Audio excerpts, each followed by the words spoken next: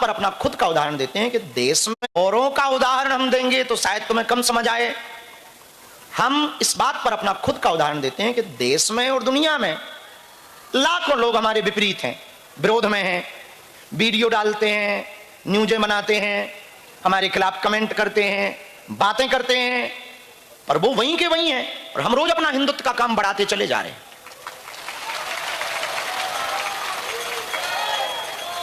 हर साल और हर दिन अपना काम बढ़ाते चले जा रहे हैं, सनातन का, हिंदुत्व का।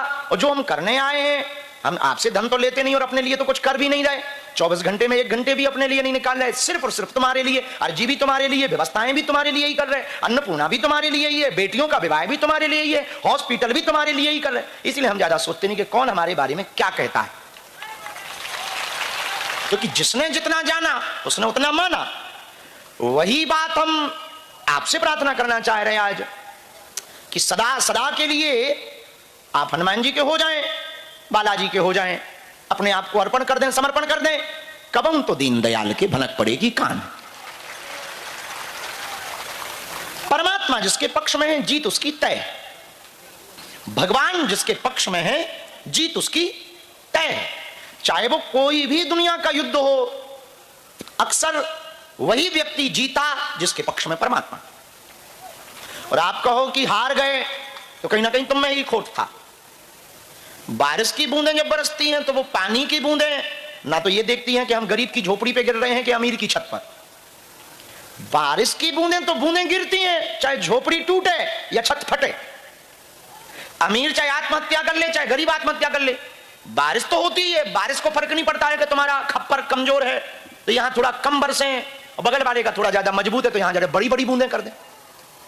वो ये नहीं देखता। बादल तो बरसता है, वो चाहे जाग रहे, कुम्हार का कच्चा घड़ा भी वो बिखारने पे आवे तो वो भी बिखार देता, फसल लहलहाने पे आवे तो लहलहा देता। और कई बार किसानों को उजाड़ना चाहता तो बारिश नहीं, सीधा पत्थर फेंकता ऊपर से ओले बनाकर। उसको फर्क नहीं पड़ता कि किसने कर्जा लेके किसानी की या किसने मजे में मौज लेने के लिए किसानी की, वो तो बरसता है। ऐसे ही परमात्मा है। तुम कल तक कैसे थे ये उसको फर्क नहीं पड़ता, आज के बाद तुम उनके हो गए, बस ये उसको लिए काफी है। अब तुम कौन हो, कहां से आए, क्या हो, इससे उन्हें कोई लेना देना नहीं है। तुम हनुमान जी के, बालाजी के हो गए, बस। हाँ, बन गए तो बन गए, उनके बन जाओगे तो बन जाओगे, वरना बन ही जाओगे।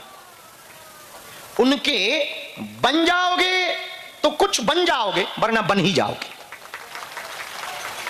समझदार को सारा काफी है। भगवान के बन जाओगे तो कुछ ठीक ठाक अच्छे लेवल पे पहुंच जाओगे, बन जाओगे, वरना बन ही जाओगे, जंगल जाओगे, टटली बनाओगे। भगवान के हो जाने का मतलब ही यही है कि मेरी जिंदगी की चिंता अब तुम्हारी हो गई है, मुझे तो जो कर्म करने की प्रेरणा दो मैं वो करूंगा, और मैं वो कर रहा हूं। दूसरी बात, आप लोगों ने कहावत बड़ी सुनी होगी, भगवान के घर देर है। जानते तो तुम सब हो। देखो तुरंत कह दिया भगवान के घर देर है, देखो सब आता है, हमसे ज्यादा आता है। चलो, सच भी यही है, भगवान के घर देर है, अंधेर नहीं। इस पर एक बात हम कहना चाहें, कोई भी बीज पेड़ बनता है तो समय लेता है। बीज फूटेगा, अंकुरित होगा, छोटा पौधा बनेगा, फिर बड़ा पौधा बनेगा, फिर उसके बाद पेड़ बनेगा, फिर फूल आएंगे, फिर फल आएंगे। ऐसे ही भक्ति का बीज। लोग हमसे पूछते हैं कि 21 पेशी क्यों, अनेक बार क्यों आना? जब अनेक बार भोजन करते हैं तभी तो शरीर तंदुरुस्त होता है। एक दिन खांसी हो जाए, एक दिन पूरी दवाई पी जाओ तो क्या खांसी खत्म हो जाएगी? डॉक्टर कहता है कि ये पूरी बोतल पी लो, तुम्हारा बुखार मिट जाएगा। पूरी बोतल एक बार में पी लेने से बुखार नहीं मिटता है, रोज थोड़ा थोड़ा दवा लेने से बुखार मिटता है। भाई एक बुखार है, एक बार में सब गोली खा लो 10 दिन की, एक ही बार में खा लो, काहे को रोज खाएं? तो क्या ठीक हो जाओगे? ठीक की तो गारंटी नहीं है। राम नाम सत्य हो जाने की गारंटी। तो डॉक्टर दवा देता कि ये दवा है, थोड़ा थोड़ा खाइए, रोज ये डोज लीजिए, सुबह और शाम, ठीक हो जाओ।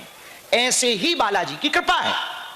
महीना 2 महीना में एक बार उनको मत्था टेक कर याद करवाते रहिए कि हम तुम्हारे दास हैं, तुम हमारे स्वामी हो, सेना भेज देना, कृपा कर देना, काम सफल कर देना।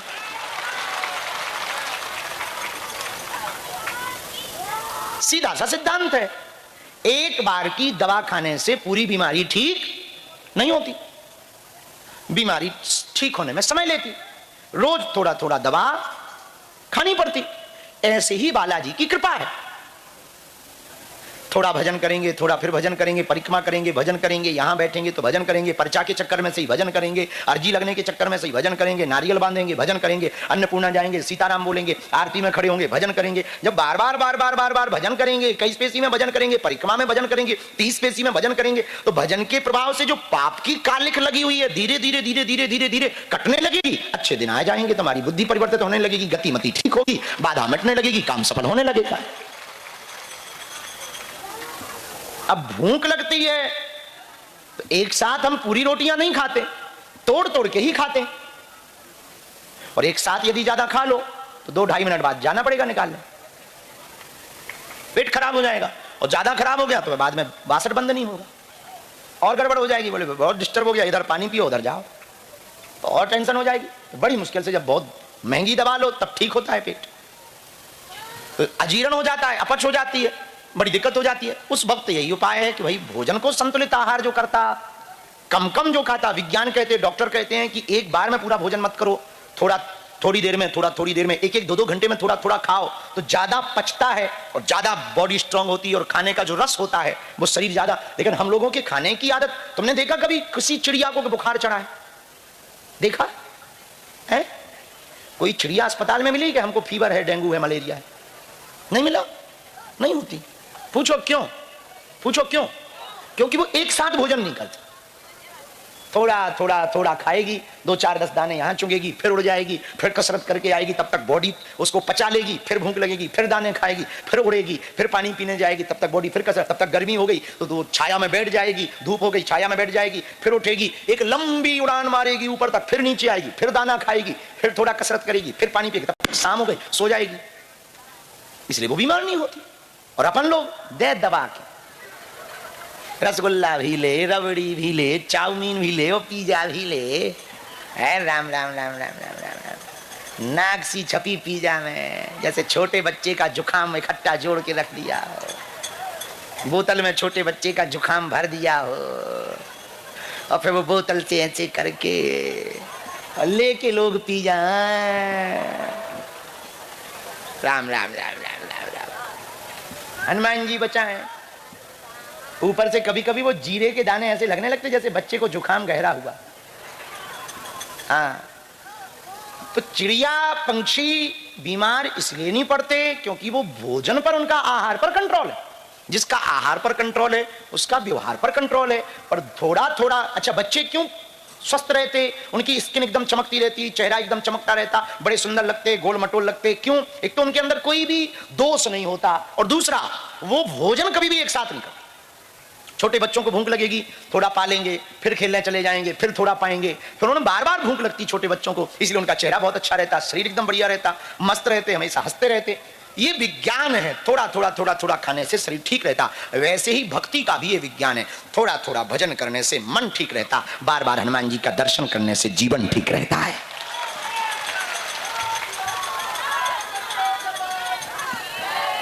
इसलिए आज का ज्ञान यही है कि आपके साथ कौन है, ये महत्वपूर्ण नहीं है। आपके साथ भगवान है या नहीं, ये बहुत महत्वपूर्ण है। और यदि आपके साथ भगवान है तो आपकी तो जीत होनी ही होकर के रहेगी। विजय आपकी होगी, जीत आपकी होगी यदि भगवान आपके साथ होगा। और भीड़ आपके साथ रहेगी तो जीत आपकी होने वाली नहीं है। जो आदमी ज्यादा बक बक बक बक करता ना, उसको आदमी हल्के में लेता है। तुमने देखा नहीं, जो माताएं ज्यादा बोलती हैं उनकी कोई गंभीर बात नहीं लेता, बोलते ही रहते, उनका काम है। हमसे कुछ लोग कहते फलाना आपके लिए ऐसा कह रहा, हम टेंशन नहीं लेते। पूछो क्यों? हम यही सोच लेते वो बोलते ही रहते, अब काहे को टेंशन है, उनका काम ही है बोल। तो आपको भी हम यही निवेदन करना चाह रहे विनम्रता पूर्वक, आज आपके साथ कौन है ये मत सोचो, आपका साथ कौन दे रहा ये मत सोचो। बालाजी का हाथ आपके माथ पर रख जाए, ऐसा विचार करो तो जीवन परिवर्तित हो जाएगा। बजरंग बली का हाथ माथ पर रख जाए।